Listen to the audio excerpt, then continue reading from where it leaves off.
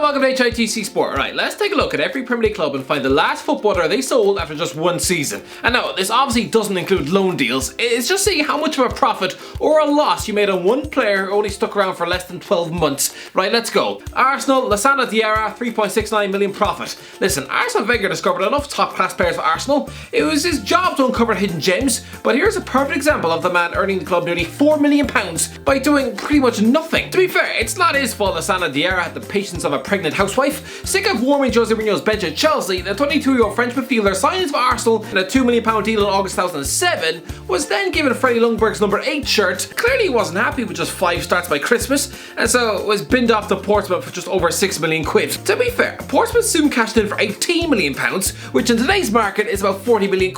So Arsenal should probably remember this before they start patting themselves on the back. Aston Villa, Idrissa Gueye, £450,000 loss. What a complete waste of talent. Remember when Fabian Delph stormed out of Villa Park 5 years ago, showing the same loyalty towards his contract that Tiger Woods showed his wife? Anyway, Idrissa Gueye should have been the perfect replacement in midfield. Price him up as a footballer, he's a damn upgrade on Delph. Plucked out of Lille for almost £9 million, Villa should have built a team around this guy. Nah, instead, signing up to play for that Villa team, it was like agreeing to live in a house made of cheese. Gueye played 35 league games that season, was on the losing side 24 times as the club were embarrassingly relegated. At a glance, you'd assume this was a squad featuring supposed professional athletes who were more suited to a game of badminton or croquet than they were actual top-flight Premier League football. But to be fair, it was a damn talented squad. I'm sorry, but a midfield of Gueye, Grealish, Adama Traore and Jordan Veretout should not be going 3 months without a win. Anyway, he was sold to Everton for a cup price £7.5 million in the summer of 2016. The guy went on to win the club's Player of the Year, signed for PSG, play alongside Neymar, reach a Champions League final, and yet all he was to Villa was just a fat chunk of cash flushed down the toilet. Brighton, Matthias Norman, £270,000 profit. Listen, this is the story of how Brighton pocketed a paycheck worth over £200,000 in the space of a year. For Premier League clubs, that's probably about as lucrative as a roll of used toilet paper. But still, it's not bad business. Matthias Norman is a 24-year-old Norwegian midfielder, signed for Molde in July 2017, never played for Brighton, before being sold to Rostov the next year. Lads, if even Brighton don't want him, you'd assume he was a human footballing piece of garbage. But no, apparently Man United have since been linked with a £15 million move. But then again, they did also sign a Gallo. Burnley, JELLE VOSSEN, £180,000 profit. Lads, this video is about footballers sold after one season, right? JELLE VOSSEN barely lasted 2 months at Burnley. Bizarre. This former Middlesbrough beanpole striker arrives at Turf Moor from Genk July 2015, then moves to Club Brugge in August on a 2-year deal. Probably because his wife threatened divorce papers if he ever made her live in Burnley for any longer than a bastard week. And he was sold for a profit of £180,000. Lads, that's nearly £250,000. You could buy a Lamborghini for that price. And Burnley make it like that? Good Christ. Chelsea, Philippe Luis, £3.6 million loss. On paper, this looked an excellent signing. Jose Mourinho's Chelsea had just been dumped out of the Champions League semi-finals by Atletico Madrid, so signing Diego Costa from them was a no-brainer, and replacing the aging Ashley Cole with an £18 million deal for Brazil left-back Philippe Luis, a guy £12 million cheaper than Luke Shaw that summer.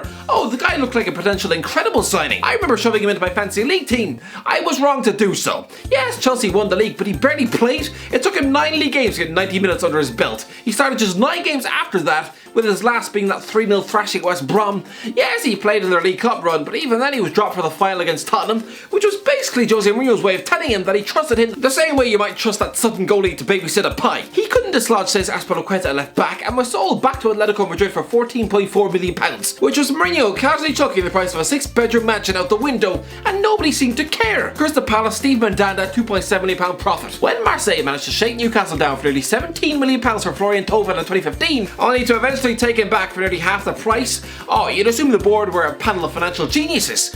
But then again, when it's the same club who willingly offer contracts to Joey Barton and Stephen Fletcher, that's when you remember that at least one of the financial advisors were probably dropped in the head as a child. Here's a perfect example of the Marseille owners leaving their brain on the kitchen table, allowing their #1 goalie of 9 seasons, Steve Mandanda, to walk out of Crystal Palace on a free transfer in 2016. Lads, they let him go for less than what you pay for a melted Kit Kat, and then so, being forced to fork out nearly £3 million to get him back a year later. I'm sorry, what? It's like giving away your iPod for free before changing your mind and buying it back off your friend at retail value. Just utter nonsense. Well played by Crystal Palace though. Everton, Davy Klaassen, £12.15 million loss. I'm not sure how, but Everton's transfer business in the summer of 2017 was a complete and utter joke. Davy Klaassen is a good midfielder. He was just off the back of a 50-game season for Ajax, scoring 20 goals and registering 12 assists. I'm not blaming Ronald Koeman for signing him for £24 million, but I am blaming him for throwing £50 million to Gylfi Sigurdsson the same summer. Oh yes, blow nearly £80 million on 2 players who played the same position on the same pitch. Oh, well done. Klaassen started 3 league games all season, with his last one being in September before Marco Silva sells him to Werder Bremen for half the price they paid for him. No wonder the chief scout Steve Wass was sacked at the end of the season.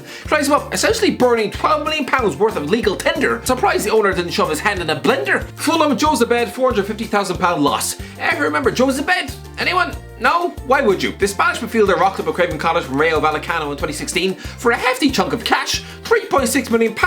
Then he plays just 8 times and was sold to Celta Vigo the next summer at a loss of nearly £500,000. This is why you shouldn't sign homesick lads and tell them to just survive the British winter, stuffed in a hotel room in the utter madness of West London. Leeds, Liam Brakecut, £14,000 loss. Do you remember when Liam Brakecut made his loan move from Sunderland to Leeds permanent in August 2016 for just over £1 million? He was given the captaincy, replacing Saul Bamba, then broke his foot against Blackburn, was out until December, was stripped of the captaincy with Thomas Christensen, and then sold to Nottingham Forest in the summer for pretty much what they paid for him. God, this fella's career went off the rails. Leicester, Ron Robert Zieler, £450,000 profit. Fair play, Leicester City. Back in 2016, when you think that club couldn't play their cards any better, they somehow used the existence of a middle-aged German goalie to make them nearly £500,000. Lads, you don't want to know the things I do to earn £500,000. Trust me, you don't. And yet, Leicester made it with less effort than it probably takes KSI to make £500,000. I forced his way through about 6 try not to laugh videos. Ron Robert Zieler, a Man United Academy graduate, was kept out of the team by a former Man City graduate. Must have been a punch to his ego. He made just 13 appearances for Leicester, mostly sat next to Andy King on the bench, before being sold back to Hanover in 2017 for a £0.5 million profit. Not bad. Liverpool, Ricky Lambert, £1.17 million loss. What a complete waste of time. Ricky Lambert was the modern day Robbie Fowler. Not in terms of talent, no, just a fat scouser inexplicably given a move to Anfield in his 30s, when his insides were probably mostly made of butter and KFC grease. Lambert arrived from Southampton for £4 million, scored just 2 league goals before being sold to West Brom for £3 million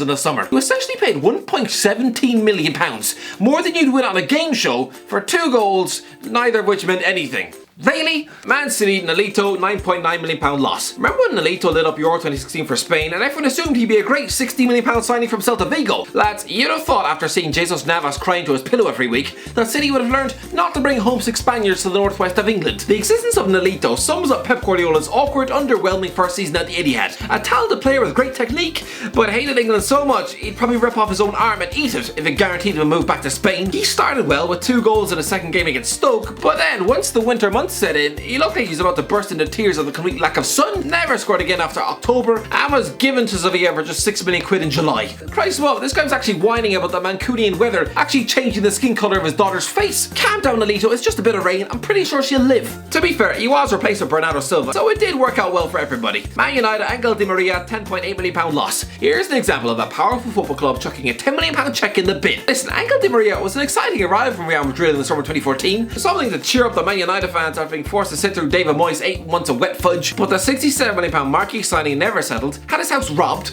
and wound up spending the second half of the season benched for the likes of Ashley Young, which must have been about as embarrassing as failing a spelling bee in Coventry. Given to PSG for £10 million less than what they paid a year earlier, this has to go down as an utter financial mess. Newcastle, Grant Hanley, £2.52 million loss. Mike Ashley is one of the tightest owners in the Premier League. This is a multi-billionaire who probably still uses food stamps and vouchers to buy his damn lunch at Greg's, so I'm surprised in the space of a year, in the midst of suffering a financial nightmare after relegation in 2016, at the same time he's forking out a fat contract for Rafa Benitez, I'm surprised he's willing to lose £2.5 million for the purpose of Grant Hanley's existence. This Scottish centre-half, a defensive tub of butter, a fellow with all the mobility of a tin of beans, arrived from Blackburn for nearly £6 million.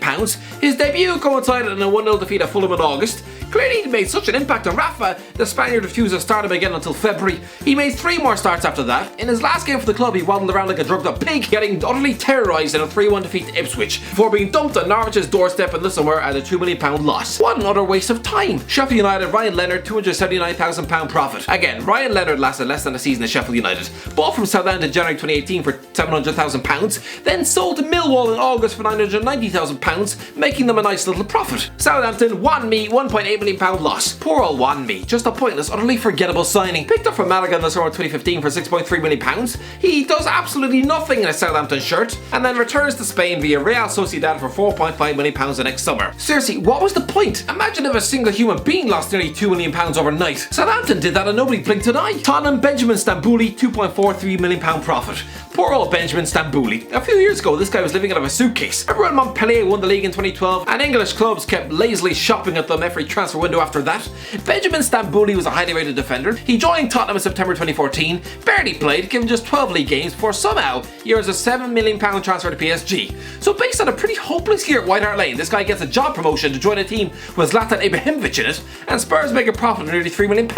This is a deal that worked out for everyone, but just how? West Brom, Rickie Lambert, £1.98 million loss. Yeah, Rickie Lambert gets himself back into this list, and once again he's been a financial drain on the club. Maybe I'm being harsh, but lads, West Brom took him off Liverpool's hands for £3 million in July 2015, 1 goal in 25 games later, and he gets binned off to retire the championship with Cardiff in a £1.8 million deal. West Ham, Albion Ajeti, £2.88 million loss. Yeah, here's Swiss striker Albion Ajeti, who's just single-handedly caused West Ham to drop £3 million into the sea. After scoring nearly 40 goals in 75 games for Basel, West Ham probably thought they discovered the next Mo Salah, right? Or at the very least Xherdan Shaqiri? No, this is one Basel product who's pigeon vomit in the Premier League. An £8 million flop, 9 goalless games, before being sold last summer to Celtic for just less than £5 million. Wolves, Benicaphobe, £1.89 million profit, 11 days. That is how long Benicaphobe lasted at Wolves after making his loan move permanent in July 2018. After helping them gain promotion from the Championship, he was officially bought back from Bournemouth for £10 million. Ironically, he only lasted one season at Molineux in his first spell as well, when they made a profit of nearly £10 million in 2016. But now, signed back from Bournemouth for £10 million and then binned off to Stoke for £12 million within a week? Lads, Wolves are a well-run club, but this is a move which smacks of drunken monopoly. And with that, see you in the video, lads. If you enjoyed the video, don't forget to like, subscribe, and as always, I'll talk to you in a while.